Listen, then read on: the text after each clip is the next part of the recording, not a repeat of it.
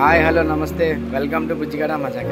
ఈరోజు egg Manchuria ఎలా చేసుకోవాలి సింపుల్గా, డీప్ ఫ్రై లేకుండా నార్మల్గా హెల్తీగా చేసుకునే విధానం చూపిస్తాను. చాలా సింపుల్గా అయిపోతుంది. ముందు గుడ్డల్ని 4 ముక్కలుగా కట్ చేసుకోవాలండి. ఒక ఎగ్ని కట్ చేసుకుని సైడ్ ఒక ప్లేట్లో పెట్టుకొని ఎల్లుల్లిపాయలు, మిర్చి, అల్లం ముక్కలు చిన్న చిన్నగా కట్ చేసుకోవాలి. Onions, capsicum. ముందుగా ఆయిల్ కొంచెం ప్యాన్లో వేసుకొని బాగా హీట్ ఎక్కిన తర్వాత కొంచెం ఫస్ట్ ఎల్లుల్లిపాయలు వేయాలండి. ఎల్లుల్లిపాయలు వేసిన తర్వాత కొంచెం దారగా కొంచెం లైట్గా వేగిన తర్వాత దానిపైన అల్లం ముక్కలు కూడా వేసుకొని వేయించుకోవాలండి. బాగా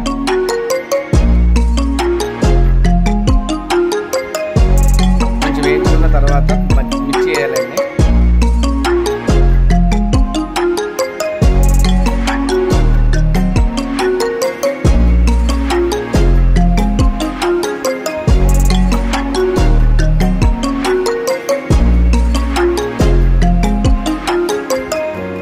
కొంచెం లైట్గా వేగిన తర్వాత మనం ముందుగా కట్ చేసుకుని ఉంచుకున్న ఆనియన్స్,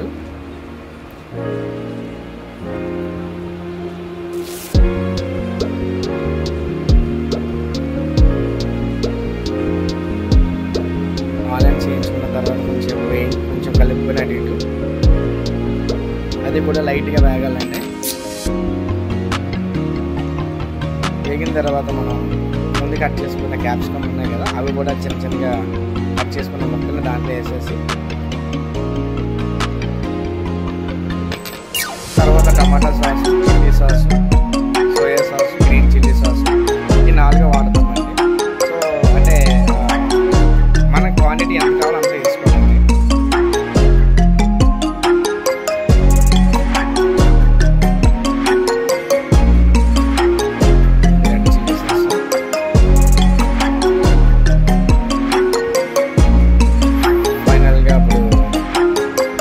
కలుపుకున్న తర్వాత రెడ్ చిల్లీ సాస్ సరిపోలేదు, కొంచెం వేసానండి.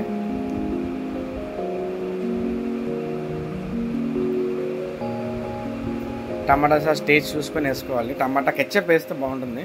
కెచప్ అవైలబిలిటీలో లేనప్పుడు మనకి సాస్ కూడా వేసుకోవచ్చండి. కెచప్ వేసుకుంటే టేస్ట్ వేరుగా ఉంటుంది. టమాటా సాస్ కొంచెం అది ఆనియన్, గార్లిక్ దాంట్లో ఉంటుంది కాబట్టి ఆ ఫ్లేవర్ వేరుగా వస్తుంది. కెచప్ అయితే చాలా బాగుంటుంది. సో ఇప్పుడు మనం లైట్గా చూసుకొని సాల్ట్ కూడా వేసుకోవాలండి. లైట్గా సాల్ట్ వేసుకోవాలి.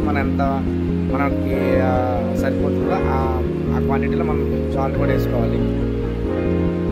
ఇప్పుడు కట్ చేసిన ఎగ్స్ దాంట్లో వేసుకోవాలండి. ఈ కట్ చేసిన ఎగ్స్ అన్ని దాంట్లో వేసుకొని అప్పుడు మనం ఆ ఎగ్స్ కూడా కొంచెం లైట్గా కలపాలండి. ఎక్కువ కలిపితే కనుక మళ్ళీ అది డిస్టర్బ్ అయ్యే అవకాశం ఉంది. సో లైట్గా కలుపుకోవాలి. ఒక 2 minutes అలా బాయిల్ చేయాలండి.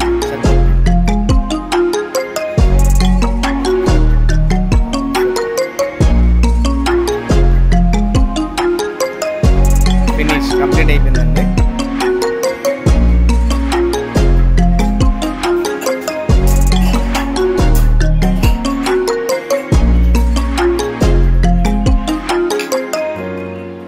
సూపర్, ఎక్సలెంట్, చాలా చాలా బాగుంది. మీరు కూడా ఎలా తయారు చేయండి.